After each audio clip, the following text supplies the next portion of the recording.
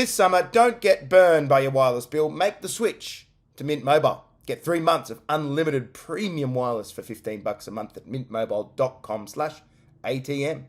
That's mintmobile.com/ATM. Upfront payment of $45 required, equivalent to $15 a month. Limited time new customer offer for the first 3 months only. Speeds may slow above 35 gigabytes on unlimited plan. Taxes and amp fees extra. See Mint Mobile for details.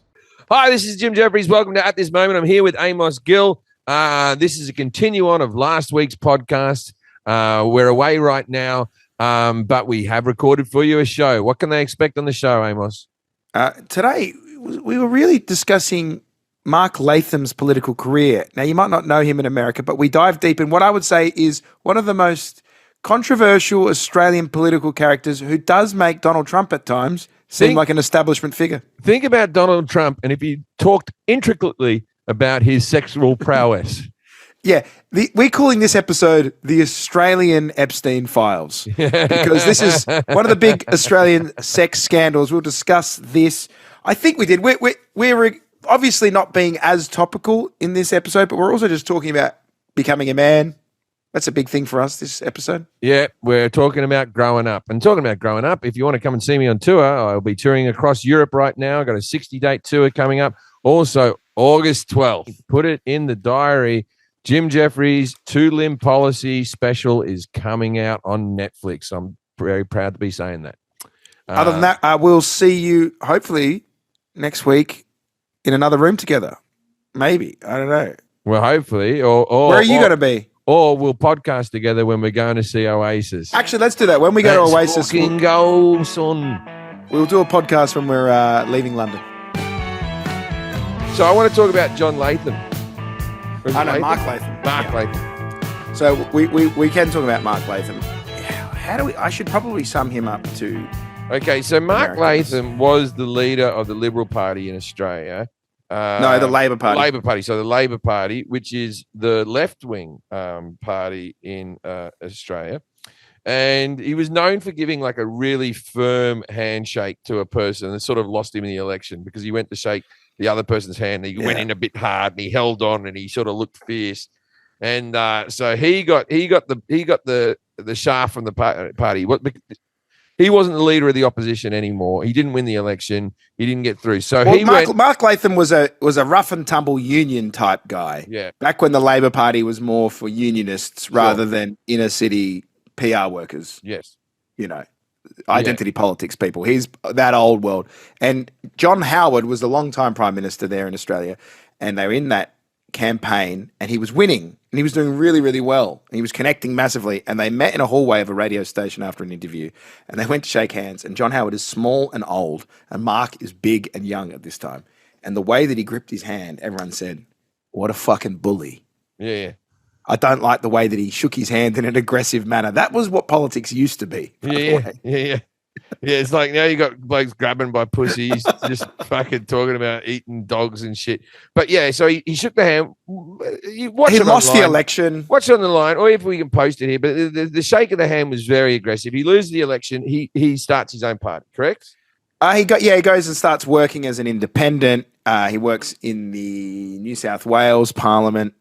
And he starts to be sort of at the forefront of those guys who were once left, who are now railing against cancel culture and wokeness. Okay. Yes. So I think one of his first scandals was going against that mum who had her kids killed by her ex-husband. And she was named Australian of the Year.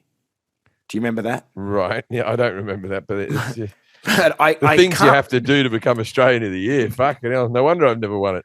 Was it Rosie Batty, I think, was her name. Yeah. And Mark Latham kept doing a lot of stuff like, look, love, you married the wrong bloke and he killed your kids. I don't know how you're Australian of the Year.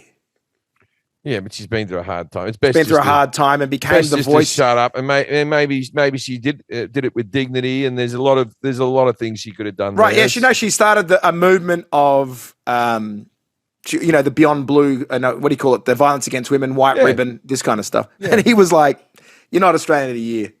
It was kind of the message, and he was like, "You're demonizing all men." I don't remember entirely what it was.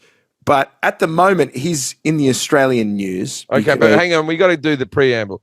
One time, one of the gay politicians called him a disgusting man. And Amos, if you want to read the tweet, this man could have been the Prime Minister of Australia. Another politician who is a homosexual man said that Mark Latham is a disgusting man. And what was his response? Yes, Mark Latham was speaking to Sydney MP Alex Greenwich, and he said, "I'm a disgusting man. I'm not the one that's got shit on me, dick. I'm not the one who has shit on my dick." He goes, what's the exact quote? The exact quote is March 30, 2023, Mark Latham tweeted back. Okay, so he writes... He put it in writing. It wasn't off the cuff. Yeah. Okay, here it is. Mark Latham is a disgusting human being, and people who are considering voting for One Nation need to realise they are voting for an extremely hateful and dangerous individual who risks causing a great deal of damage to our state, Greenwich told the Sydney Morning Herald. In response, Mark Latham tweeted back, "Disgusting? ? How does that compare with sticking your dick up a bloke's ass and covering it with shit?" Okay, he has a good point, but sex is disgusting no matter what angle you look at it from.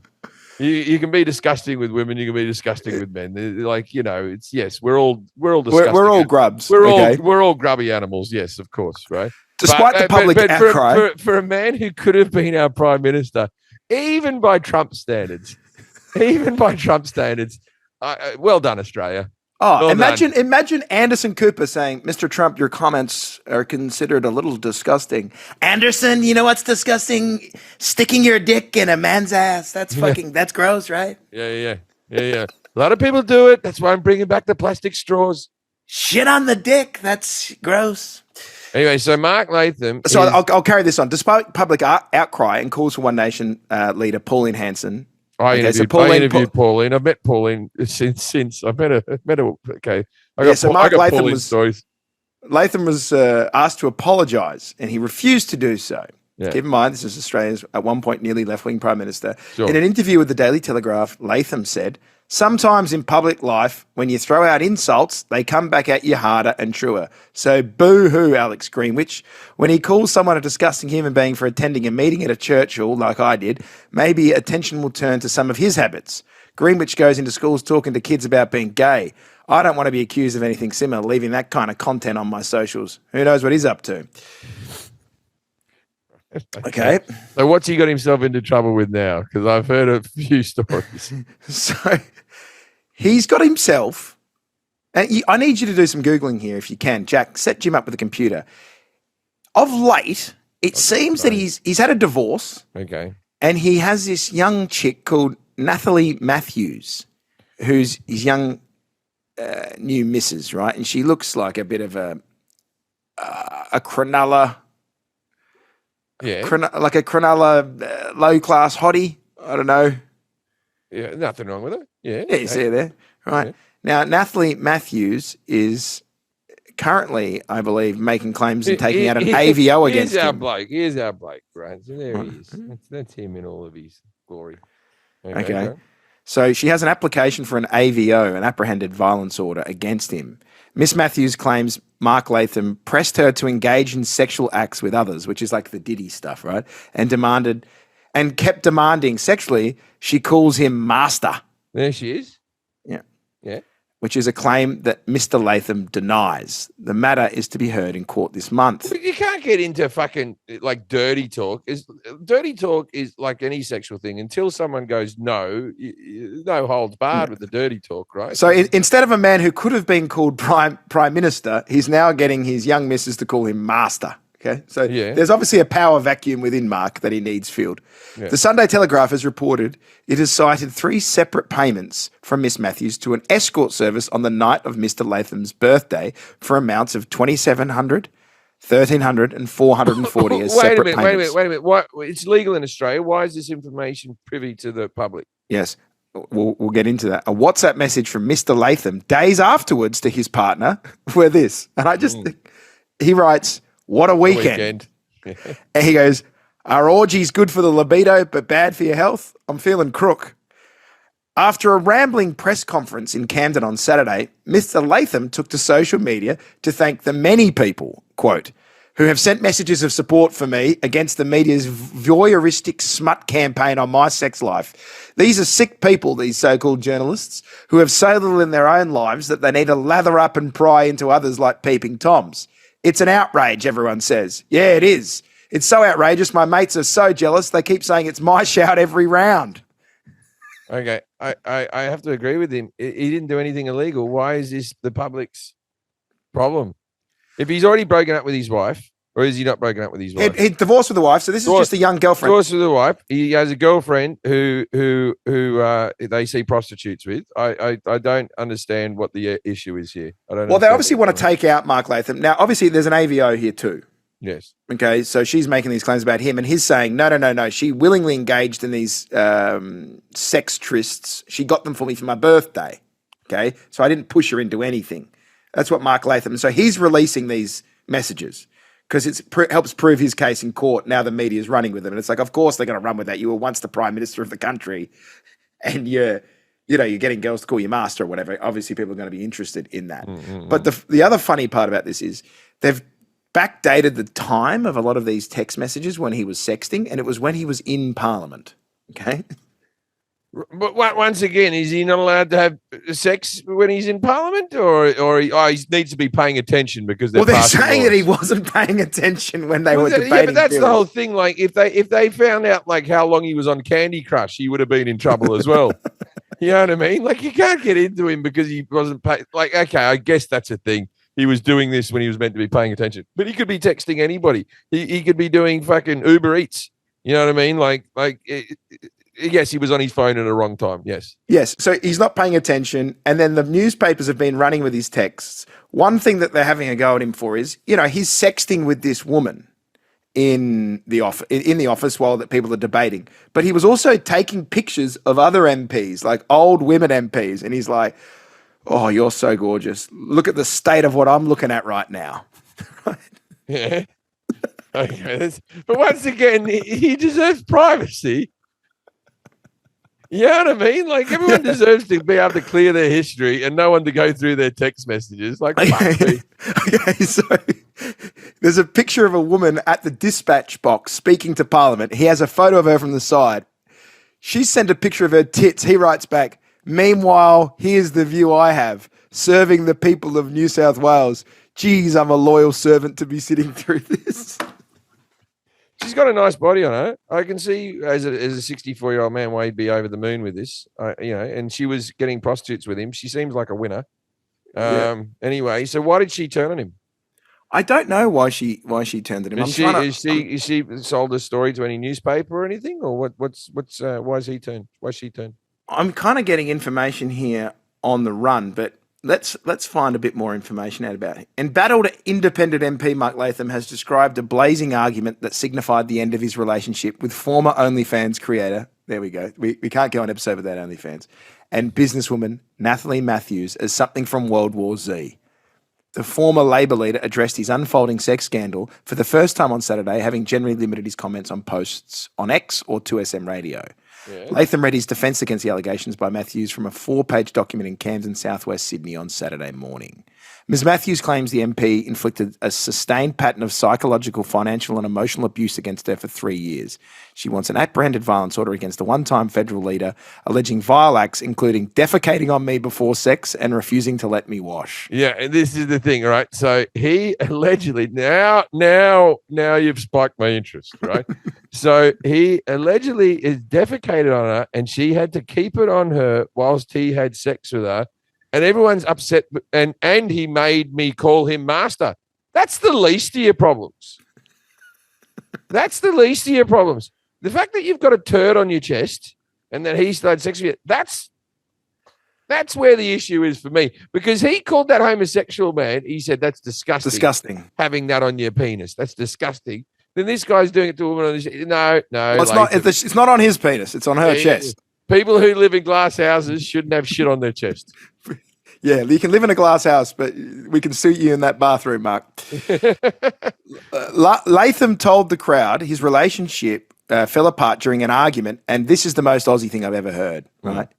Fell apart in an argument at the Rose Hill racecourse. Any Aussie who's ever been to the races has seen a couple having a fucking full tilt argument with a drunk woman in a dress with a fascinator with her shoes off. So Australians gamble more than any other nation on earth, but we do get dressed up to go to the horse races. Like women get dressed up, and everyone gets blind drunk. People have vomit in their fascinators. They're going for it, right? So you'll see, because it's a hostile environment. Everyone's drunk. Everyone's losing money. Your woman's falling over because she's walking in grass on high heels. It's the perfect storm for an argument. I once had an argument at a race course when I was dating a girl and I was judging fashions on the field because my radio station was a sponsor. And she was like, "You chose that slut." Was that what happened? She was in tears at the end and said, "How come you didn't pick me?" I'm like, "Because I can't pick my missus and go, who's the best dressed person here to win $1,000 from our corporate sponsors? It's my missus." You could have put her in the final, done a wink, and then just go, "Oh, I think you're the best dressed, but because you're my girlfriend, you can't win it. But you would have won it. You know, you win it in my eyes, but I have to be fair, right? You wish it was a workaround. You're going to be a terrible husband. You just don't know how to lay down and die for these creatures, do you?" I'm sorry that I honour the integrity of the fashions of the field of Morphettville Racecourse, and I would never abuse my power and give it to someone that I'm connected to. But you still have to go. You still have to go. But she doesn't hold a torch to that little lady over there that I'm dating. Aren't I a lucky guy? Do a bit of that. That's all you got to do. I was there to do a job. I did my job. Okay, but how hot was the girl who won? What was all that like? Was she good? Listen, I don't really remember, because I just remember my girlfriend screaming at me saying, "Why didn't you pick me?" while I was standing next to the Premier of South Australia, who went, "You might want to deal with that." I was so humiliated and angry that she'd done that in front of everyone. A fight at a party. I've been involved in a couple of those fights at parties where you're like, "Can we do this at home?" "Oh, no, you want to do it here?" "Oh, gosh." Almost as bad as the time I judged another radio contest, the Cosmo magazine teen model search. What? Yeah, okay. How old were you? I'm like 20, and they got me to judge this. And I got to the mall. I got to a Westfield, and I was like, "Yeah, this isn't good." Well, it's good. Like, good thing you were 20. Yeah, but yeah, you had to be like, "You've got great bone structure." You know, it has to be the least perverted. You can't go, "That one. She's a winner." You have to go, "Oh, you walked really well and you look really confident and happy." I love when they do a model competition. It's so gross that we have teen model contests. Then they ask them questions at the end. Like, that's going to be the thing that's going to help us. Their opinions. It's like I was in some kind of undercover sting to see if I was a pedo. Like, you have to really. But they didn't catch you. You're the Dexter of pedos. You're so good. So let's get back to Mark. Okay. One time near Prime Minister of the great nation of Australia. Yeah, shits on women's chests. Yes. It makes them call him master. So he says, one thing is abundantly clear. Yes. What we had over 2 years was a sexed up, consensual, open arrangement between adults with a fair bit of other contacts, such as fun day at the races thrown in. I never made any moral judgments about her. Latham went on to say the pair shared a consensual relationship, adding that probably 95% of the things that she's complaining about that I did, she initiated. So the media disease here is to take this stuff, which is not rational, not true, from someone who is obviously not thinking clearly about anything and trying to exploit these salacious, smutty stories of having sex with an almost prime minister to promote her OnlyFans page. He goes, he didn't deny any of the accusations that he had sex with Miss Matthews in his office, saying, "Yeah, people can write whatever they like. Members of Parliament can run their office how they like," Latham said. Yeah. So he's rooting in there, an OnlyFans star. Yeah. He goes, "These are not matters of public interest. I'm the public and I'm interested, Mark, if I'm being completely honest." Yeah, no, they are matters of public interest. You know, like, talking about the debt crisis, I find it dry. Yeah. No, the public. I don't even know what's going on with the environmental bills in Australia, but I am interested in this. Like, housing is a big problem, but you fucking in an office? The truth is, members of Parliament have privilege for whatever happens in their office. It's their own domain. During questions from gathered reporters, a female journalist pushed Latham on whether it was appropriate to have sex in a workplace. Mm-hmm. well, let's have you answer for you. Let's say you're his let's say this. You're Mark Latham's press secretary. Let's practice. Okay. So I go, Mr. Jefferies. Yes. Do you think it's acceptable for your boss, a member of parliament, to have sex in his workplace, even if it's consensual? What do you consider workplace? Because he has so many administrational things that he does over this fair city, so many public and council things that he's pushing forward. I feel like the whole country's his workplace. He does such a good job. So what do you define as workplace? Yeah. Well, for a man who loves his nation, the whole country is an office. Yeah. His whole country's initiatives that he's been putting forward has changed this whole nation. So what do you consider to be his workplace? Yeah. I'm sorry that a man who loves his country and treats it like 24 hours a day. He had sex in his office. That's just a man who has no time, who has no free time, who is working so hard. He doesn't have time to go off to a hotel. He's working so hard for you, the people. You just got to keep saying the people. You think he doesn't want to fuck on a Helix mattress? Yeah. Like, he's old. Like, if you could have sex, would you do it on a hard wooden desk or a comfy bed? He did it on a hard wooden desk for you. She then follows up on another allegation later in the press conference. Latham launched his own attack, telling the journalist she was shaking. You must be worried about being a voyeur or a shaky fake media, fake news, he mocked. The journalist pointed out she had been filming with her phone camera for at least 15 minutes prior, and that's why her hand was shaking. When another journalist pointed out that sex in a workplace would be a sackable offence in the private sector, Latham responded, well, it's not here in the New South Wales Parliament, okay? Latham said... Wait a minute. Why is it not sackable? Because he's saying it might be in the private sector. Like, you can't have sex at Pricewaterhouse. So are you allowed to have sex in your office if it's not a co-worker? If it's just like your wife comes to visit you at work, are you allowed to do that? Well, JFK did it. Yeah. Well, yeah. But that wasn't that wasn't what he got in on. That wasn't the reason his fucking brains were blown out the back of his head, was it? You know what I mean? Like listen, it's high stress. As you said, he's doing all-nighters. He's working hard to ban drag queens or whatever he's up to over there. If the shoe's on the other foot, the people who work in brothels, are they not allowed to talk about politics in their workplace? You know what I mean? For the most part, yeah. You don't go there to get a lecture. She's like, do you vote Liberal or Labor? You're like, I'm so sorry. This is against the policies of the building.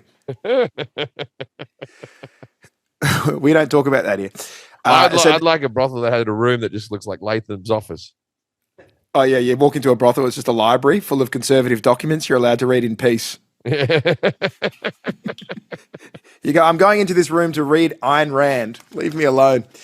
She falsely claimed in her private application to the court that I made her have sex with other people. So this allows us to interrogate the people that have said that we had sex with. So he's getting the sex workers onto the bench to say whether or not she looked like she was engaged and enjoying this. Mm-hmm. Okay? So this is the most juicy strange story. And then what does he say about his girlfriend in the defense? Because look, I have this same punchline as one of my jokes. You've seen me do it, but anyway, what does he say? Yes, he does say in there, oh, okay, like I don't even know why she's angry at me for this coming out. Most men in Australia will hear this and go, oh, Mark Latham only dates one of the coolest women in the country. Yeah, I tell you what, I've got a bit of respect for this girl. I looked at her and went, she seems like a bit of fun, but woman scorned. You don't want to scorn them. Well, let's go into more details. The Daily Mail Australia exclusively revealed Ms. Matthews passed as an OnlyFans content creator earlier this week. She posted. You have to pass to do that? You can't just go on the site and just go, I'm just going to do it. Like they have to go, no. No, she had it in her past. Oh, she had it in her past. No, she didn't pass the slut exam or whatever. Okay, all right. I didn't. She didn't get her undergraduate degree in nudes. It's not like they have to go down to the combine. No. And see like get a salami and see and mark it off where they got it up to and like that, right? She posted graphic images and videos of herself so her suggestive name, if you ever wanted to look her up, from 2019 to 2023, she was known as the Bondi Cum Slut. Really? So Mark Latham is been in this relationship with the Bondi Cum Slut. That's his first lady. Make sure that was her name that she called herself, right? That's her name. That's her OnlyFans. She has decided her OnlyFans name was the Bondi Cum Slut. Okay, all right. Well, Bondi is very expensive rent, so good for her. One of the most expensive places in the country.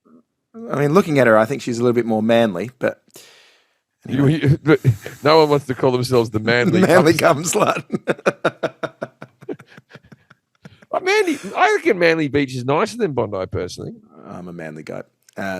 Okay, so I like to go to Bondi to watch Chinese people swim in jeans. I send me down there at Christmas to watch all the British people getting cancer. That's my. I sit there eating fish and chips, laughing. Put some sunscreen on. You're all burning. Mr. White is not accused. Where's this here? Okay, yes. Mr. White is not accused of any wrongdoing in this publication. Is not suggesting Mr. White and Miss Matthews engaged in a sexual relationship. Only that Mark Latham joked about her performing sex act on a tech billionaire. Okay, so this woman's obviously like been in that world. You know, I don't know how she meets Mark Latham. That's interesting. I imagine, is she escorting? I don't know. Are we going to get sued for saying that? Who knows? She'll pop into his DMs or something like that. He would have met her in some way. Yeah. Just imagine, just to put this into like American terms. Yes. Imagine if you found out that Mitt Romney or Tim Kaine or who's another like Walter Mondale is dating Hillary Clinton. Alabama cum slut. Hillary Clinton is dating James Dean. Only hours later, a series of text exchanges revealed by the Australian newspaper. Like, I've never seen Australian journalism that goes this deep. We're normally not very. In which he joked Ms. Matthews should perform oral sex on Mr. White to celebrate after 4 board members left the firm and he was appointed to executive chairman. Latham joked Ms. Matthews was owed big money by the 70-year-old executive and should get that compo DNA on her. Oh, God. He does text in a gruff way. He is a man of the Australian people. I look, he's to the point. You know, it's my dad texts like that. Like, how are you going, Gary? You know what I mean? Like the old blokes, they have no finesse. I text like a caveman as well. Hey, are you overpaying for your phone bill again? For the basic service of organising summer plans, catching up with your friends, sexting? I don't know what you're up to. You got to communicate. But don't overpay. Move to Mint. They probably don't want me doing sexting with the Mint. I don't. It's $15. You know what I mean? The NSA is reading your texts. It should be free as far as I'm concerned if we're being spied on. But until it's not, $15 a month at Mint Mobile. Mint, I should be able to speak properly. The Ryan Reynolds company. You know him, the handsome guy from Canada? Well, he has somehow managed to limit the price of a phone plan down to $15 a month. Make the move over. I've got it. It's perfect. It works extremely well. Jump across to Mint Mobile. They've got a special offer for us, the ATM people. First 3 months for $15 a month. Skip breaking a sweat. Look at me seamlessly move into the professional stuff. Get this new customer offer and add your 3-month unlimited wireless plan for $15 a month at mintmobile.com/ATM. That's mintmobile.com/ATM. Ditch the overpriced wireless and get 3 months unlimited service from Mint Mobile for just $15 a month. And it all comes with high-speed data on the largest 5G network. Do not overpay for your phone bill. Go to mintmobile.com/ATM. Upfront payment of $45 required, equivalent of $15 a month. Limited time, new customer offer for first 3 months. Speeds may slow above 35 gig on unlimited plan. Taxes and fees extra. See Mint Mobile for details. Okay, here we go. Now we've got the actual text messages that are going to be read out in court, what he was texting while he was working in Parliament. Mm-hmm.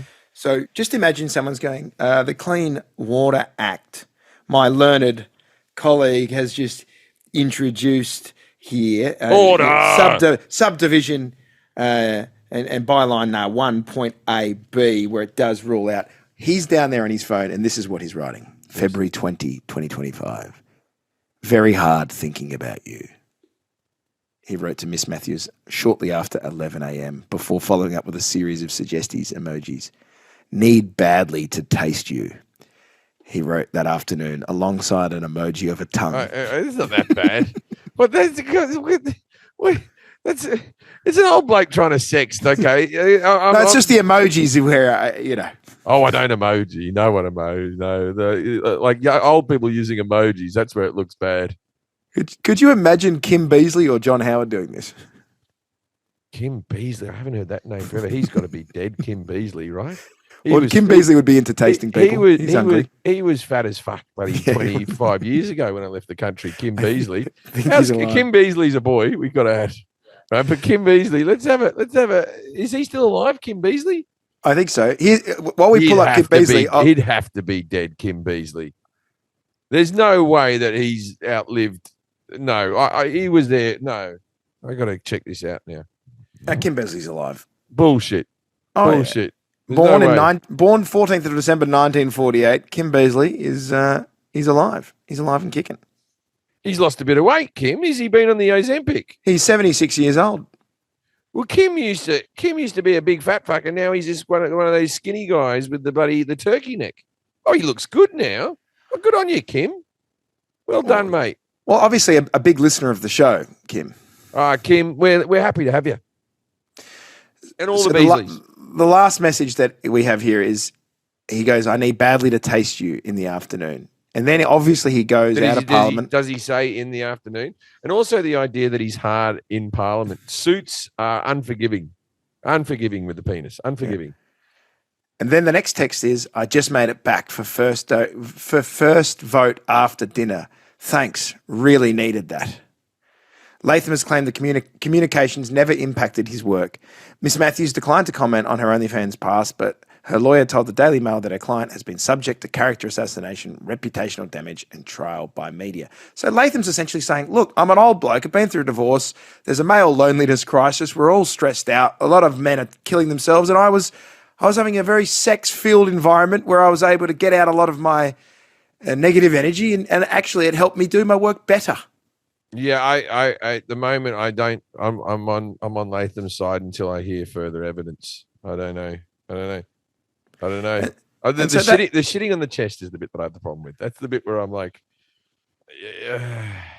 we have to know for sure. Yeah, because this is the Australian Parliament, not the Reichstag in Berlin. Okay, there's got to be videos of it, right? There's no way this cunt hasn't filmed himself. There's no way he's done all this and not had a little bit of footage, or she sent him some footage or something like that. And there's got to at least be a dick pic.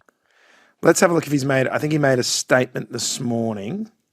I don't know if there's a dick pic out there. What I do love is that America is currently going through this Epstein files where we know all these politicians, there's blackmail about them. But Australia is such a, we've got the Diddy, we have it was Donald Trump on the island, Bill Clinton's on the island. In Australia, we have a ex-leader who's like, yeah, I fucked the Bondi cum slut. What about it? He's shagging with the Bondi cum slut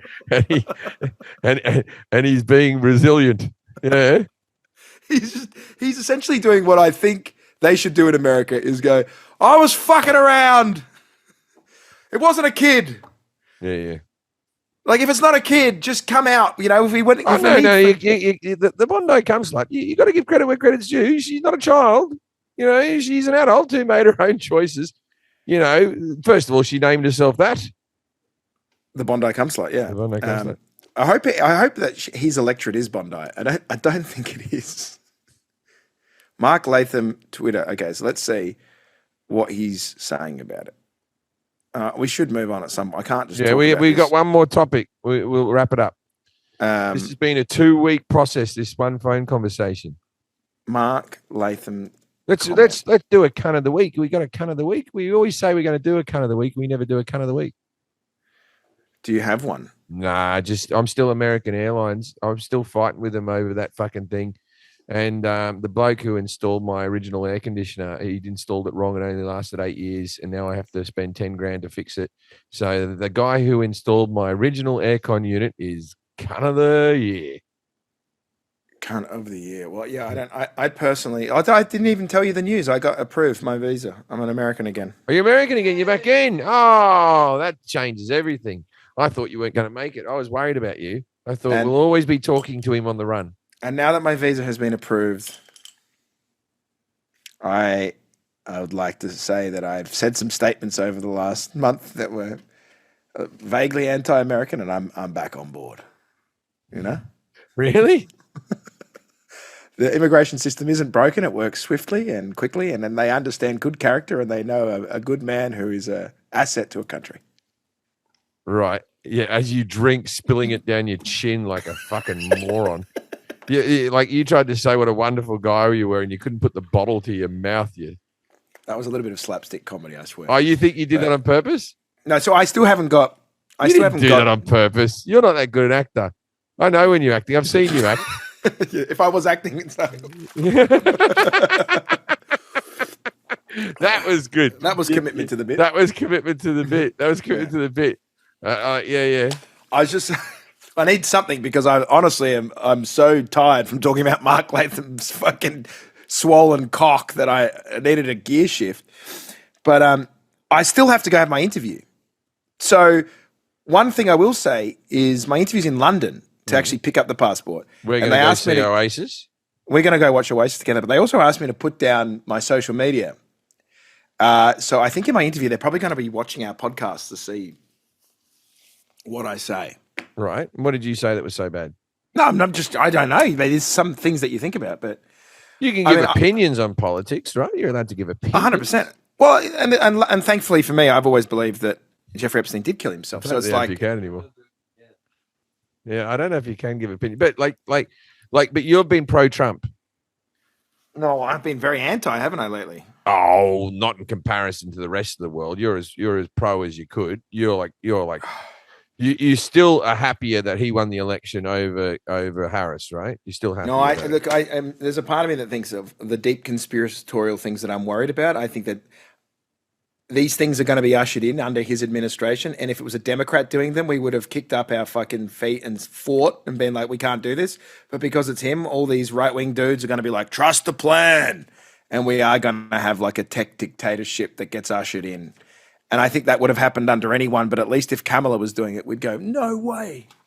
We can't go to war, or we can't have all of our data handed over to Peter Thiel and these weirdos from Silicon Valley. And I think that we're going to probably not investigate these things enough. So all right, because this is the first time we've done a podcast episode where we're pre-recording it. The podcast has got at this moment.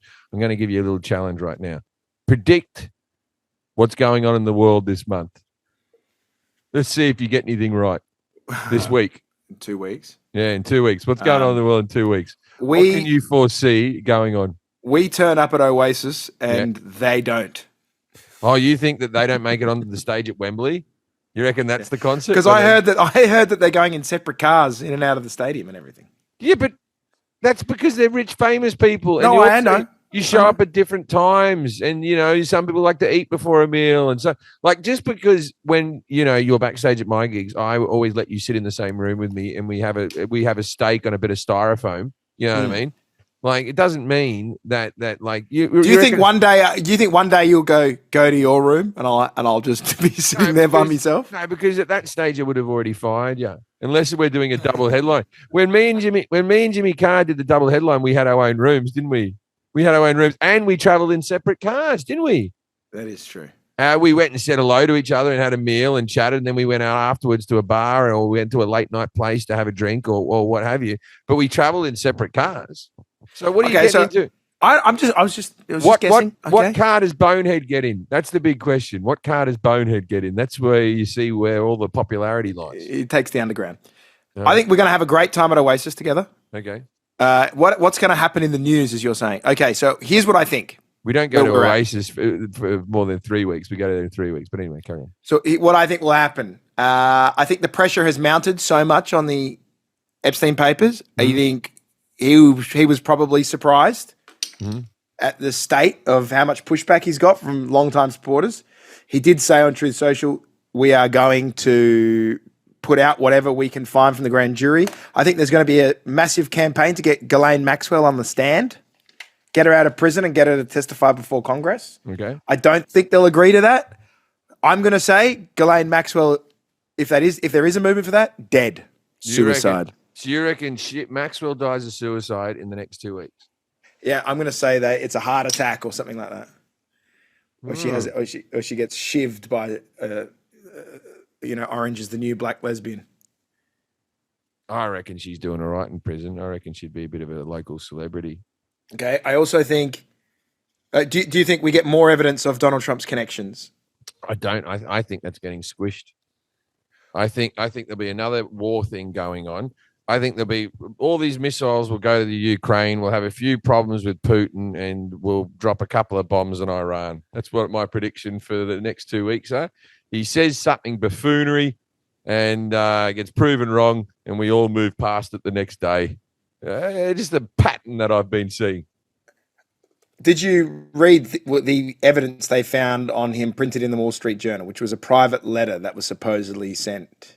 I'm done with from Trump. I can't. Okay, what's the private letter? What is the private letter? Okay, so this is really really strange if this is real. It was a letter that Donald Trump had given to Epstein, and it was written in the third person as a gift in like a book that Ghislaine had put together for Jeffrey Epstein's birthday. And it goes, voiceover. There must be more to life than having everything, the note began. Donald, yes, there is, but I won't tell you what it is. Jeffrey, nor will I, since I also know what it is. Donald, we have certain things in common, Jeffrey. Jeffrey, yes, we do, come to think of it. Donald, enigmas never age. Have you noticed that? Jeffrey, as a matter of fact, it was clear to me the last time I saw you. Trump, a pal is a wonderful thing. Happy birthday, and may every day be a wonderful secret. Where's this from? The Wall Street Journal has reviewed a book put together for Jeffrey Epstein's 50th birthday as part of that. This was okay. So, but these are texts. This is written in there. This is written as part of that book. A letter was submitted by Donald Trump, I believe, to Ghislaine Maxwell, who was getting letters to give to Jeffrey about what his friends meant to him. Trump's letter features a drawing of a naked woman and this text, which imagines a conversation between Trump and Epstein together. Donald Trump is saying it's completely fabricated and made up. And he's suing Rupert Murdoch and the Wall Street Journal for the publication of his letter. Is it? There must be handwriting specialists. I'm always very skeptical about things like this, because if that is made up, that's the perfect thing for Trump to go, look, it's all bullshit, right? So they better be fucking sure that this is a real letter. Well, yeah, some people are saying this may end up being he's handled it so poorly, but if this isn't correct and the papers have run with it, it will be his out. And he goes, see? This is what they do. It's like the Russiagate thing again. Yeah. No. I'm not. I don't think this is a positive. I think this could be bullshit. But if it is true, you know what's going to happen? Nothing. The same as everything else. He's made a Teflon, this man. It'll just be like whatever, and we'll keep fucking trucking. There's no such thing as impeachment. Impeachment's a load of bullshit. It doesn't do anything. Nothing will happen. We have 3.5 more years. Keep trucking. Well done, America. You voted the cunt in. That's all there is to it. JD Vance has written, forgive my language, but this story is complete and utter bullshit. The Wall Street Journal should be ashamed for publishing it. Where is this letter? Would you be shocked to learn they never showed it to us before they published it? Does anyone honestly believe this sounds like Donald Trump? I will say that is a strange, like to write a play. Does that seem like something that he would do? Write a play with voiceover and then lines? It looks very fishy to me. Yeah, I don't think the guy who says grab him by the pussy is eloquent enough to write actual dialogue.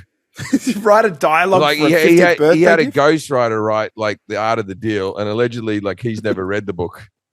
Like, because if it is true, that's a very thoughtful gift to a pedophile to handwrite a note. Yeah. Like, I've never done anything. You've never written me a fucking card. You're lucky if you get a text message on your birthday. Yeah, I didn't get one this year, not to bring it up. Didn't I? When was your birthday? June 22. Oh, that was recently. How old did you turn? Don't worry about it.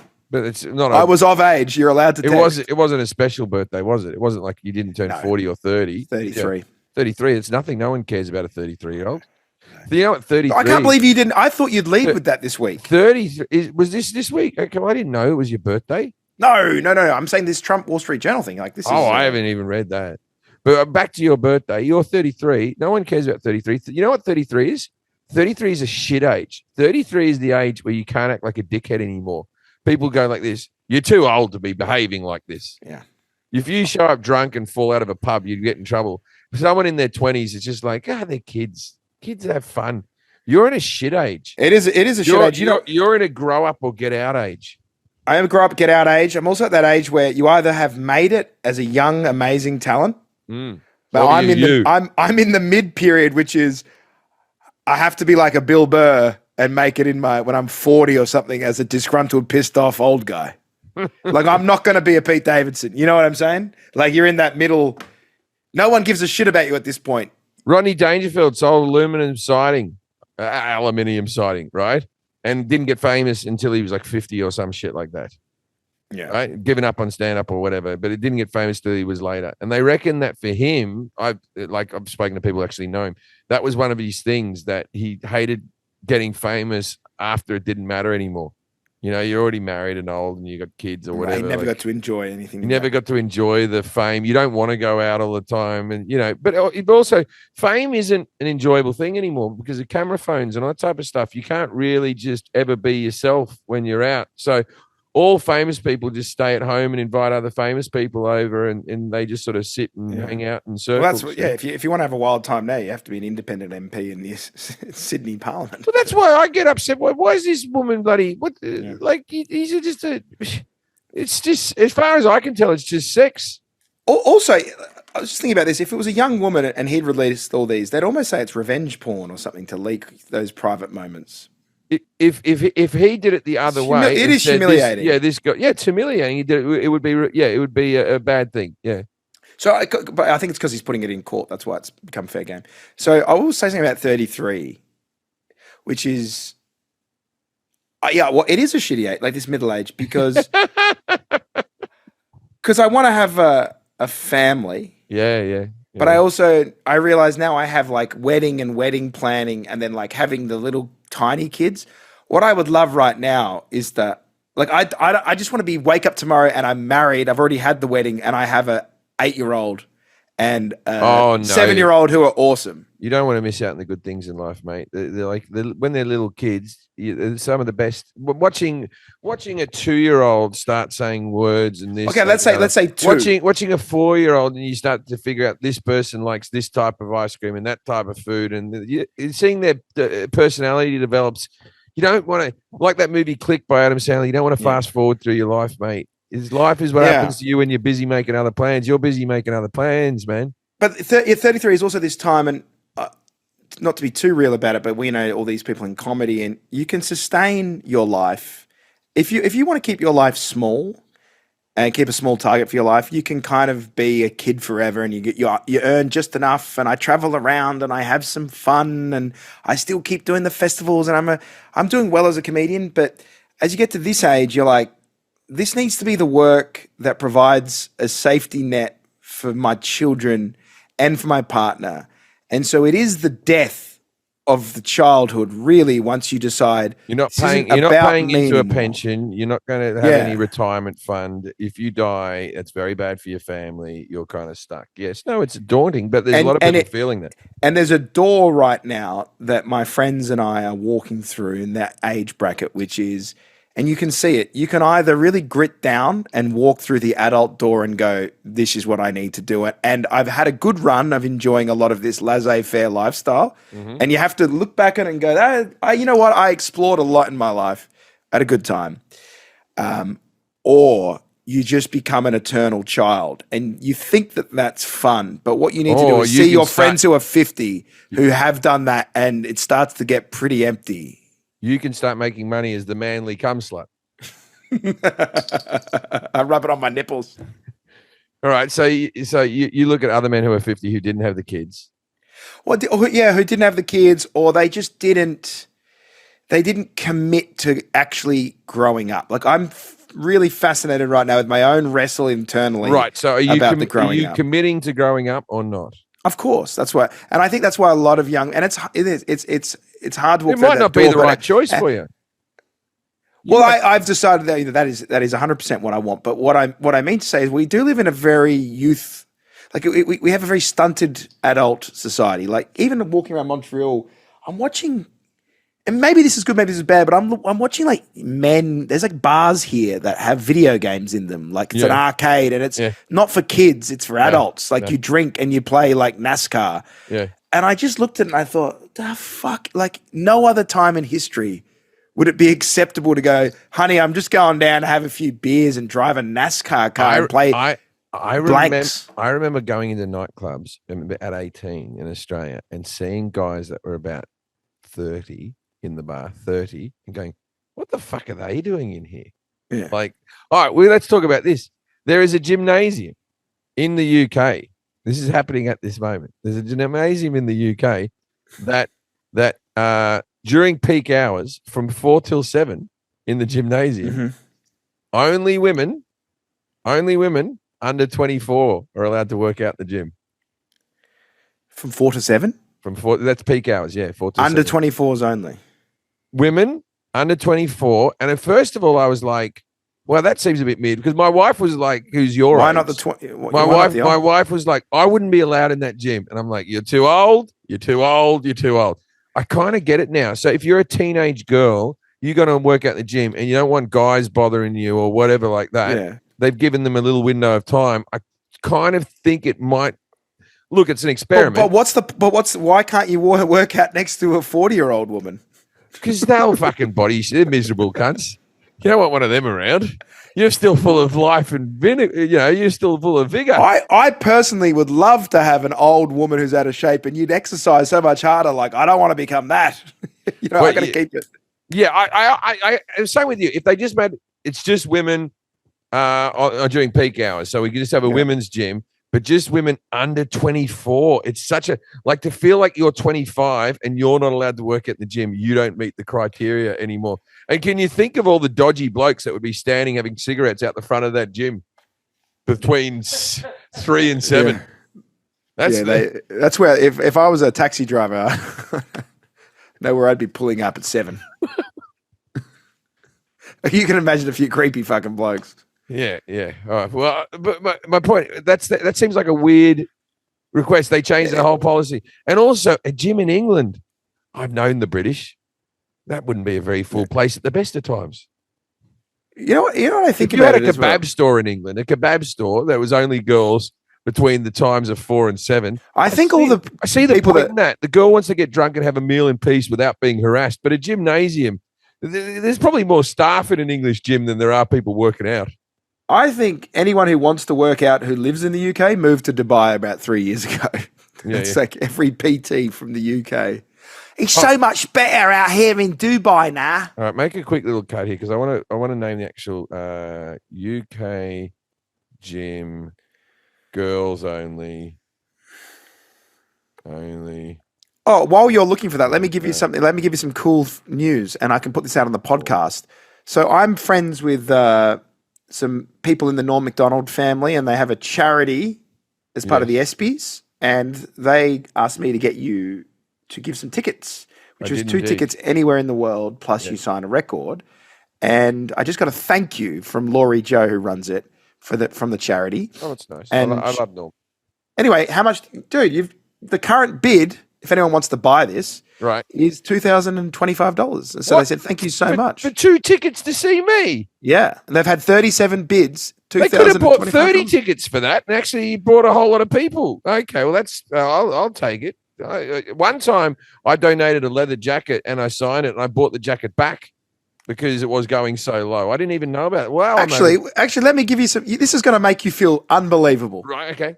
This is going to make you feel, and I'm questioning whether or not I'm even going to fucking tell you this. Okay. Why have you donated something? No, just because the ego on you is going to be out of control. Oh, I'm up for it. A 2008 Tesla Roadster is going for $51,000 right now. Okay, all right. Yeah. Okay, an evening with Steve Martin and Martin Short plus VIP meet and greet with Martin Short, $710. You get the fuck out of here! I'll outbid to meet Martin Short. I don't get to meet Steve Martin. Okay. What if Steve Martin doesn't meet you afterwards? Get ready for this. Steve's not in.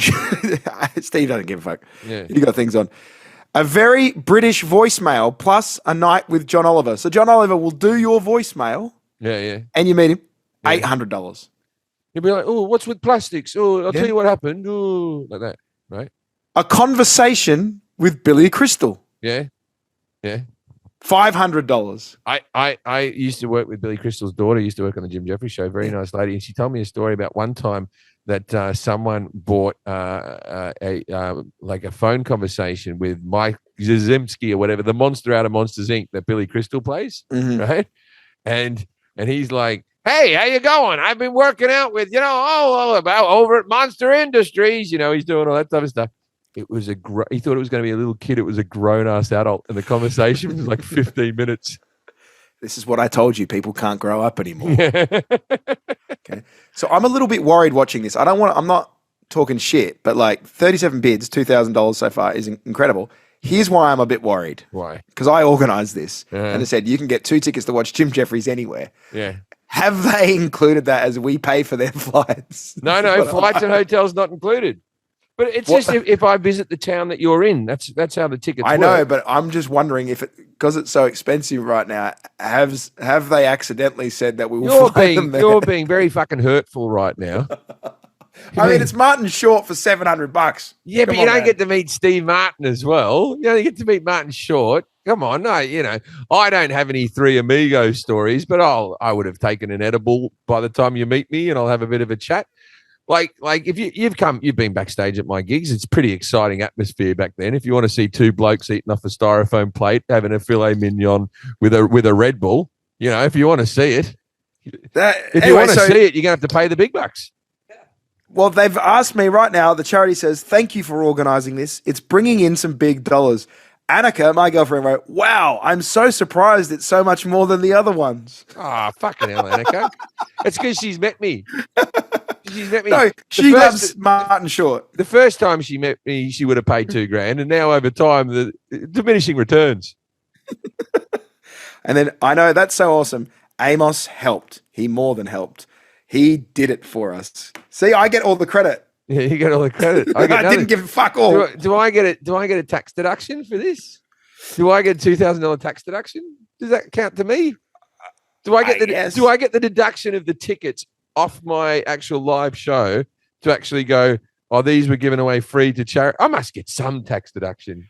We'll screenshot that, send it to Jack, and you can put it in there. If you can currently get a tax deduction on a full private jet in the new Trump tax bill, I think you can get $2,000 off. Yeah, I'd like to donate a full private jet. So what do you think about this? Yes. Not good. I didn't think this is what this was going to be, but we've actually done a double episode, so now I'm actually just being real rather than trying to talk about anything in the news. Hold on. I got to find where these Jim's from. Hold on. I can't read it. I haven't got my glasses. That's bad, eh? I'm always concerned when you find the news story because this could be a meme. I just want to know if it's Hull or I just want to know what town it is. I think it's like a meme that's like only women under 24 should be able to exercise, and Jim's like, this gym's got an outrageous policy. Yeah. You were high when you saw this. I kind of no. It was made the news. It's on the news. It's a real thing. Jack's reading it right now. But it's one of those things where my wife was upset, and then my wife thought about it, and she goes, "Actually, when I was a teenager or a 20-year-old girl, I would have actually appreciated that time to go work out." But it's doing a very like your only problem is it like if there's one staff member that's just like, yeah, and I'll be the personal trainer. Hold on. No, this is what it's saying here. Okay, I'm in Montreal right now. I just typed in gym only allows under 24s. Yeah. It says here, the gym in Ville-Marie, Montreal, has an age restriction policy potentially limiting access to individuals under 24. As in, you're not allowed to be under 24. Yeah, that's in Montreal. Yeah, this is in the UK. This is under 24s workout. It's a real thing. I'm not making it up. Why would I make that up? It doesn't even sound like that fun a thing to make up. That's the perfect thing to make up. That's what I do all the time. I just lie about nonsense like that, and people go, "Really?" And you go, "No." What do you think it's going to be like when the listeners find out there's no guy named Mark Latham? Yeah, I'm just getting ahead of a current scandal I've got. Yeah. We're just like an old lady on the bus telling you about a second cousin you've never met. And he shook this man's hand hard. You see, it was a terrible shake. Terrible shake. Anyway, the young girls work out at the gym around the corner. I'm not allowed to go in. So I think it's only young girls allowed in there because I'm not allowed to go in. So you never found this story? It is. It's true. No, it's a real story. They won't say. Well, read it to me. I know you can't fucking read. Okay. UK bans women over 24 from training at peak times and people aren't happy. A British gym has banned women aged over 25 from training during peak hours and people aren't happy. That's the first verse, right? Yes. Mumsnet user took to the site and fellow parents thought about the situation, blah, blah, blah, blah. I'm 36. Why can't I work out at the gym? Another woman went, I'm 32. Why can't I work out at the gym? It just seems to be women very unhappy. Complaining. Yeah. Well, what's the reasoning? What do they fucking say? Maybe they should be allowed to do it because curves don't let in the thins. Don't they? They go, you're too hot to be here. Curves is for fat chicks, right? That's the gym for fat girls, right? Yeah. Or maybe fat men as well. Is it fat men and fat girls curves? No, surely right? not. And I just think that, like, let's say you've got anorexia and you consider yourself curvy when you look in the mirror. You're not allowed to work out at fucking curves. We should have a chain called Slobs, just for fat blokes that want to say they went to the gym, but they don't really work out there. You know, it's like like screens, a cafe, just guys with our body, which are just like. Let myself go a bit, gyms. I was at the hotel gym down here, and all the comedians are working out, and my workout routine. That's not what the festival used to be. When I was there was no one in the gym. Not that I ever went to look, but it felt like no one was there. Felt like no one was there. It was. I remember coming back and they given me a newspaper. This is back when they given newspapers every day, right? And they used to give me a newspaper, and I used to throw it in the door as I went. And I literally did that thing where I pushed and all the newspapers went back. And I was bringing a girl back to my room, and I was like, "Yeah, I haven't had to clean for a bit." Yeah, no. Are you in the Delta? What hotel they put you in? I'm in the Delta Montreal. It smells of cigarettes. The Delta Montreal. That was where it all happened. That was the hotel room. I spent weeks in that bloody hotel room. It's a banger. I don't remember there even being a gym. Did they? There was even a gym. Remember this place? That's the one. That's the room. Different artwork now, and they've changed the bed head. But it's I remember that was the hotel, the Delta. Yeah, so all the comedians are working out downstairs now, and my routine is so bad. I'm the work. Like I just go down there, I do bicep curls, like 10, then another 10, then I do that pull down for your lats, for the lats, your triceps, for the tries. Do a few leg presses. I'm on my phone for your legs, and then I wander around. And a few people saw me, and they're like, "You have the least dedicated workout routine." Yeah, but still, I always say about that, still better than nothing. I did something. Still better than nothing. Still better than nothing. It's like those people who go to the gym and then they fucking circle around to get the best parking spot, and it's like, well, you're going to the gym. Why don't you just walk a bit further? It's like when I first met you. You know, in my head, I just know you as at this time leather jacket wearing, big drinking guy. Yeah. And I go to your house, and when I saw your Peloton, it was a funny thought to me. Just that you, Jim Jefferies, are on a Peloton machine. I don't ride it a lot. I've purchased it. It's in there. I've got a tonal as well, but they brought out the tonal too. I want that one now. I would pay if we set up a Patreon. I would pay just to watch you Peloton. You rang me up the other day because you're doing the Nasty Show in Montreal, and you said that, what did the French guy who ran the club? Because I did it 20 years ago, 18 years ago. What did the French? He was like this. He was like, so you're friends with Jim Jefferies. Yeah, comedians now, they're so boring. No one is drinking. Jim Jefferies, when he was here, he was crazy. He was so drunk, always drunk. He was wild. You didn't know if you could get him on the stage. But I got up there. I never missed a gig. He's like, everyone now in comedy, they're so professional. We are missing. Who is the drug-riddled, unprofessional comic who's just good, who you just like, this guy's they don't exist anymore, do they? Where's that guy?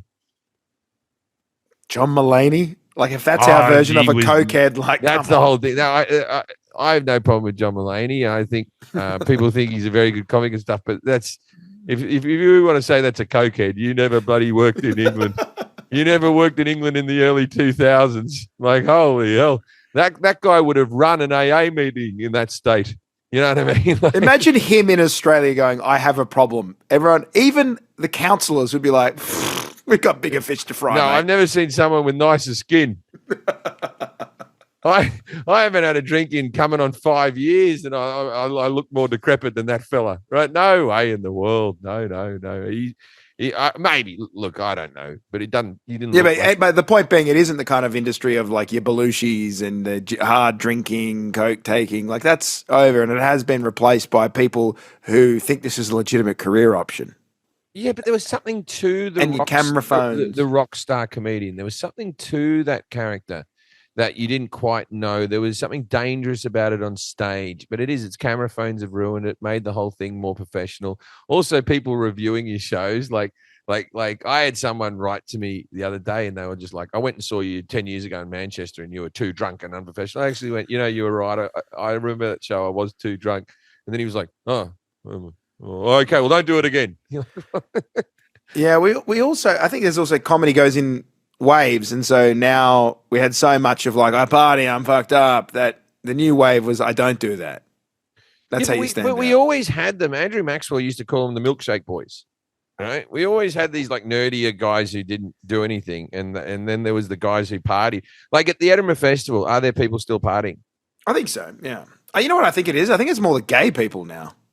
Like every time I go to like a comedy event, it's always like the gay and trans comedians are going to some fucking pill popping MDMA night that's like a drag show, and all the straight guys are like, "Fuck that shit, I'm not going there." Yeah, like, we're just like, I'll just have a Guinness and watch the football. Like that's what's happened is with the LGBT community breaking off into their own. Was before it was just the comics. Yeah. Now they have like drag night, LGBTQ night. They were always pushing the culture going hard. When we were together, we got dragged into it. Now the straights are just left at a bar together like, no one's forcing me to dance. All the women want to be at the drag show, so they've left, and it's just us standing there like. When was the last time, as a 33-year-old man, when was the last time you had a legitimate dance? I go hard. That's my one thing that I can do. I do love every wedding. I'm there the whole time. You're on the dance floor. I love the dance floor. To the point, if I get the Killers. What song do you hear and you're like, all right, I got to go out? My number one always is when I hear Valerie, I always run to the dance floor and I notoriously will find an old woman to dance with, like a grandma. This is an Amy Winehouse Valerie, or is this the Zootons? Amy Winehouse Valerie. Love an Amy Winehouse Valerie on the wedding dance floor. Yeah. Once the Killers kick in. Valerie. Easy sing. It's a fun sing. Once the Killers kicks on, I love that. This is funny. Okay, so at the goddamn Comedy Jam, which is like where you perform and then you do a bit of stand-up, my three things have been I sing the Zootons Valerie, or I do all the things that I've done by the Killers. I got soul, but I do that one. Or I do any Oasis song. That's what I've done. The Monkeys' Daydream Believer. But you're listing off my tracks. These are my karaoke hits. I think these are my karaoke. Listen, we have the same music taste, which is why we're going away on a trip together to watch Oasis. If you go see me at karaoke, you won't stop dancing, boy. You'll go. Every song's a banger. It has been. It's been really interesting for me is I'm hanging out with a group of people that, and I love this about stand up and always have. Yeah. Okay. As I'm hanging out with people that I would never hang out with as a crew together. I've always thought it was weird that we were called these bigoted people who weren't good or whatever. I remember once being in Hong Kong with like a dwarf, a black lesbian, and a tall white Cockney bloke, right? A gangstery type of bloke, and we were all getting along great. And I was thinking, without stand-up comedy, these four people would have never. I was on a balcony here in Montreal the other day with all the crew of my nasty show, and we're smoking a joint. There's a black trans woman called Pink Fox. There's a gay black guy called Jay Jordan. Then there was Zhao Yong Summers, Chinese comedian, her partner, and me. And we were just like chatting shit. And I walk in and they're like, "Hey, Tucker Carlson's here." Right. That's what because I was wearing a blue blazer and chinos. And they were like, What are you here to do? Tell us that the funding's been pulled for the festival? That's their bit to me everywhere I go. Right. Yeah.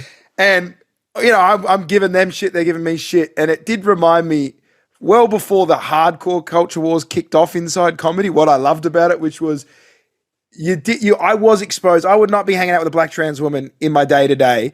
And we were having so many roasts to each other. And that's probably the first conversation in a while I've had where I felt like I could speak openly and they would laugh and then they would attack me. Well, not even attack, just the comedy community got along with each other substantially better before people could start putting comments under each person's clips. So if you had, let's say I'm backstage at the Comedy Store. They take a photo with me and I'm with a couple of female comedians or something. They'll write, "Oh, he's a piece of shit. You know what he said, blah, blah, blah, blah, blah, blah, blah." And then they have to make a stance or decide whether they can be friends with you or not or whatever. Yeah. where it used to just be we did all sort of muck in together, and people didn't like each other because certain people were cunts and certain people weren't cunts. This is my I had a dream speech. Yeah, I know. Right? I remember a time where you knew someone's politics. Were they or were they not a cunt? I have a dream where it wasn't about whether a man had cut his dick off or not. It was whether he was a cunt or not. Right? That's how we used to judge people. I know. I had, and listen. Not by the shape of their cunt, by the cuntiness of their nature. I'm obviously not that adept at talking in these crews, so I obviously say things. I was super drunk, and I was talking to the trans woman, Pink. I go, I know a bloke that used to have sex with trans people. I go, he started off getting pissed on and getting into all the kink stuff, and next thing you know, he was dating trans women. And as soon as I said it, I was like, oh no. And then she goes to me, are you saying that you get into trans women by being pissed on, like it's the next grubby thing to do? And I went, that does sound like what I said there, didn't it? It wasn't very good, what I just said. And she just laughed and goes, yeah, I know you ain't comfortable around people like me. She's like, but to let you know, one day someone doesn't piss on you at the urinal and you go, I need a man-made pussy. It was just like funny. Yeah, and she has a good sense of humor because she used to be a man. No, I'm kidding. I did a faux pas the other day. So we went off to see. Me and my wife were walking around a studio lot, and we had to be pointed in the right direction to go somewhere. And an African American girl who met us was so nice. It was like, I'll take you to wherever you want to go. Where do you want to go? We're trying to find this theater. And she goes, where's your accent from? And I said, I'm Australian. And she goes, and where's your from? And she goes, my wife goes, she's British. And the lady goes, oh, that's a weird mix, isn't it? Which is not a weird mix at all. It's like a very unweird. That's like, oh, you're from New York State and you're from Connecticut. How'd y'all meet? That's literally like having vanilla ice cream with cookies and cream. Like that's just slightly different. You know what I mean? And they're blending. We literally have their flag on our flag. Oh yeah, we have the same queen and on the currency, all that type of stuff. But I was like, fine.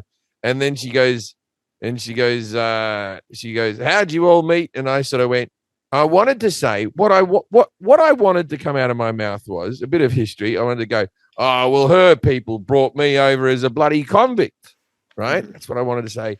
Convict didn't come out of my mouth for whatever reason. I said slave. I went, her people brought me out as a slave, and then she stopped. And I went, a convict, Australia, and she didn't know. And I'm like, Australia used to be a penal colony, and her people. A what colony? I just, when you just a penile colony. Yeah. Yeah, penal, not penile. That's a penis. What did you say in the last podcast where you messed up a word? We all make mistakes, you cockforward. Anyway. Colony. Men only. You'd be checked when they'd come in. Show us your cock. She was fine, but when you say something and you're like, "Oh, I didn't mean it like that." Yeah, of course. But that was me the whole time because I keep talking about how slaves. Yes. Because I have this on stage. Stop bringing it up.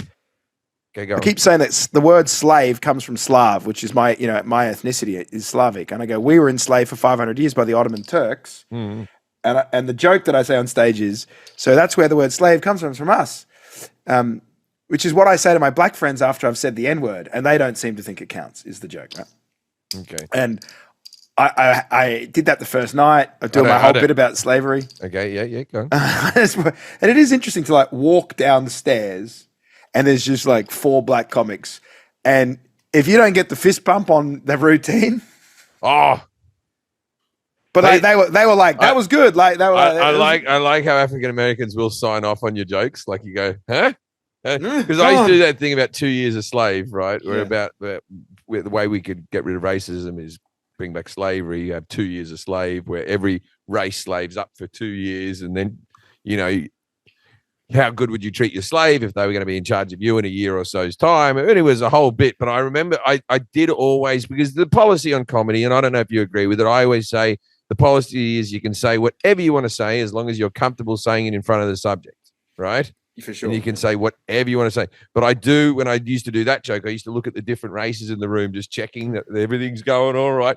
But I will say this, whenever I make a joke about lesbians, I can't make eye contact with them because not until the punchline's over. Leading up to the punchline, they're too angry for me. The stern face. The stern face of where is he going with this? That one. And you're like, I've got this. I'm not gonna do you wrong. I'm not gonna do you dirty. I got a punchline, and then I do the punchline and check. All right, okay. When I do that joke I'm doing at the moment about slavery, and the premise of which is just if you aren't a vegan today, yes, you're unable to see the biggest issue of morality in your time. So you would have probably underslaved. My favorite couple to watch is interracial couple: black man, white woman, because he's like, yeah. But she's the whole time in the build-up looking like, how dare you? And then she watches him laugh, and then she's straight into the clap, Just not watching the show at all. She's only studying the face to be like, what do I have to do here? Well, which makes sense. I'm doing a routine at the moment about how if you could be anything in the world, being a good-looking woman would be your preference. If you could come out of the womb and the choices of good-looking man, good-looking woman, ugly man, ugly woman, if you could pick out of those four, good-looking woman, it's the most privilege you can get in society. People will give good-looking you houses. Woman, good-looking man, ugly woman. Oh no, I go ugly man, ugly woman. I think that the ugly man has more privileges in society. Yeah. So didn't I say I was an ugly woman at the bottom? So that's. But there's a whole routine about it. But when I start doing that routine now, good-looking girls get angry. They get angry at the idea that I say, if I could be anything in the world, I'd be a good-looking girl. And they're like this, you don't know. We all don't know what each other's been through. But yes, I would. That would be my preference in life. Hot chick. I'm doubling down. You've never had a period. All day. I don't want to be Pat Sajak. I want to be Vanna White. I just want to be going up and touching the letters. I don't want to remember fucking things to do. That reminds me of my girlfriend just sent me this. She got a waxing and sent this through to me. This is what it is to be a woman. Oh, yeah? She goes, $90. She writes, think about how much money we would save for our future if you weren't so sexist and needed everything to be hair-free.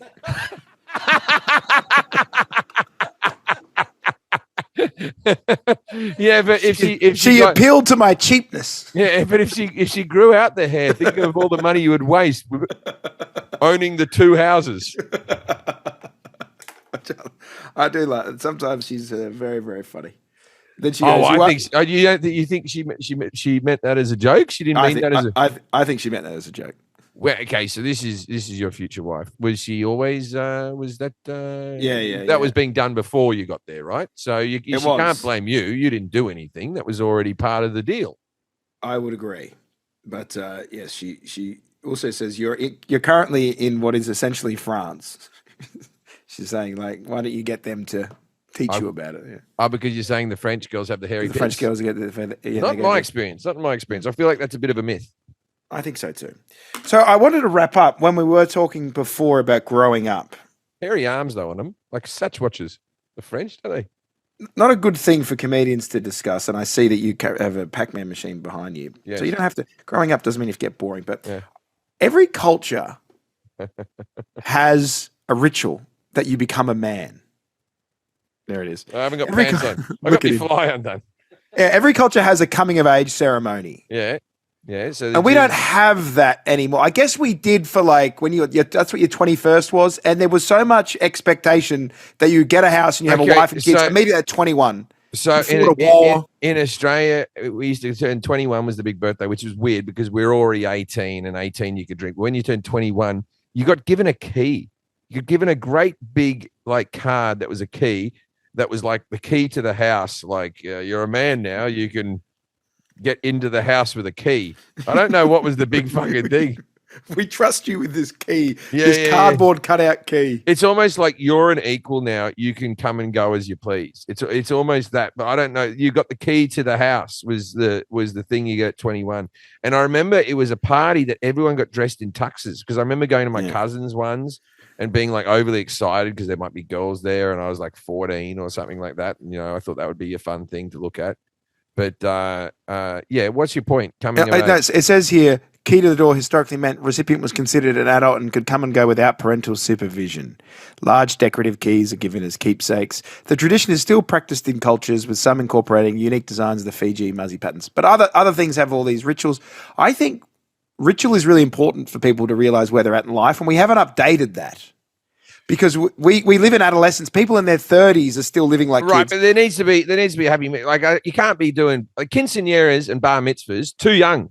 Too young. That's what I mean. They're too young. Both of them are too young. These are from fucking medieval time when people were dying younger. We can't have 13 and was quinceañera like 15, 16? What is it? Like, I don't know, but it's too young, right? Yes. And 21's too old. So you think there should be some type of... Well, I think men around 30 is really when you transition from, like you said, mate, fucking grow up. It's time for this fun's over. So my thing is, I believe now in put your video game console in a bucket and set it on fire. Oh, no, you need it when you have kids. It's the only escapism you've got. You've got to smash all of the video games, and you're only allowed to get them again when you've got your family up and actually running. The next video games you have are the ones you play with your kids. True. I didn't have a video game system until my kids got a bit older. And it was also the Jim Jefferies show set me on the video game path as well, because in my dressing room, they put a PlayStation and an Xbox. Never understood what was going on there.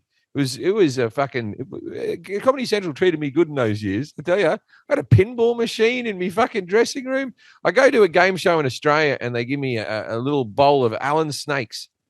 You know, there's just some gummies. Yeah, and I was happy to have them. Happy to have them. Yeah. Oh, I was going to make a call back to the woman who ate them out of the ass, but all right, we've done two podcasts. I don't know if this was our best work. No, but if you haven't enjoyed it, listen to the other ones again. I was gonna go like before we finish. I wanted to go through a couple. So my thing is actually, I think young men in their late 20s smash all the video games, get out of the fictionalized world, and try and carve a path, and then get back to it once you actually own a home or something. Okay. Maybe like there should be a facial recognition thing on your phone that you can't look at porn until you're married.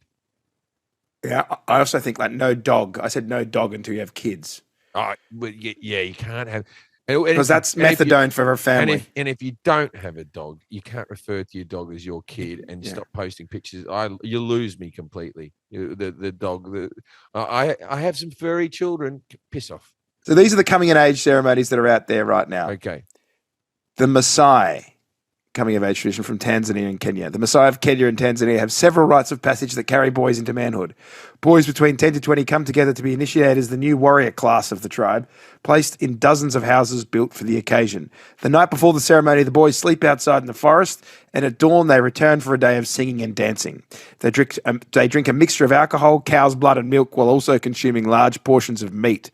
After these festivities, they are ready to be circumcised. That's old, isn't it? Making the official transformation into a man, warrior, and protector. Similar to other rites of passage, the boys cannot flinch because doing so would shame their families and discount their bravery. So hold on. It's all right if you got a bloke who hasn't been drinking the cow's blood and stuff with you the night before. Is it done with a rock or a sword or a knife? How are they doing it? Scissors, scalpel? So you're getting your cock chopped with no anesthetic, and if you flinch, they're like, you're all pissed up. You're drunk. Right. Yeah, you're drunk. And you still can't flinch. No, there's that other one where they bungee jump in Africa, they bungee jump off the side of buildings and they have to tie their own vines. It's just like, it's not a bungee. This is Vanuatu. It's called the land divers. Oh, yeah, Vanuatu's not Africa. I'm sorry. The Vanuatu's in the Pacific. But anyway, yeah, they jump off and they have to do it themselves, and they have to do it just the right length so they don't smash their head into the ground. Fuck me. They start doing this at age 8. Yeah. Yeah. In the first dives, the mother holds an item representing their childhood, and after the jump, the item will be thrown away, symbolizing the end of childhood. Yes. As boys grow older, they will jump from taller towers, demonstrating their manliness to the crowd. So, putting it out there to the people that listen to our show, what is the new rite of passage? Because the Western world is in a crisis of masculinity. It's hot dog eating tournaments, probably. You need to do a Joey Chestnut, 30 hot dogs. That's what, like, even when Jack was a young man, we were doing like the Jim Jefferies show. We're in Asia. Every time there was something disgusting to eat, he just ate it. I gave him $20. You know, that was the rite of passage. That was the type of thing. Hot sauce. I think it's hot sauce in this country. doing those chicken wings. Yeah, that is it. That's the hot ones. You go Hot on the ones. the hot ones is the actual ritual. No Yeah, flinching. Doing the hot ones, and like I think, the one chip challenge. Jack wanted to do the one chip challenge, and my son was like this. This is like 2 years ago. He goes, I know where they are. They're at the Sherman Oaks Mall. I know the shop where you can get them. And then, like before I know it, the two of them drove off in the car. They made a special journey to get one hot chip. Oh, you got 4 hot chips. Did you? Where are the other 2? Has they all been eaten? No, the 2 others at my room, but I ate 2 on the show. Yeah, he ate 2 on the show, and then he was vomiting bile, and he was sick. He had like ulcer-like feelings on the way home. Like he was sick, right? But I still made it to the concert. And he still made it to the concert. Well, It's a rite of passage. That's a rite of passage. I like any. I'm moving into the next phase of my life. So whether I need to eat a hot chip or I just need to leave it in and start the family, I am contemplating all those things right now. Yeah. And, Well, okay. So you'll be, let's say, you'll probably be 35 when you have your first kid. Yeah. Right. That was the age I was when I had my first kid. Well, my jizz currently doesn't work, so How do you know it doesn't work again? I did a test. What was it? Just leaving it in your girlfriend's No, eye? no, you come in the eye, see if it stings. Yeah. Yeah. No, I did a jizz test when I was back in Australia because when I go home to Australia, because it's free, I shit, piss, bleed, jizz into a cup and go, what have we got? But they didn't say they were useless, did they? No, what they said is that my semen is viscous and the sperm can't escape the gelatin that it's fired out in. I'm a very gelatin-like cum as well, but I can wink at a girl and get them pregnant. Me, you know, My boys not are trapped anymore, but inside back the then- vehicle.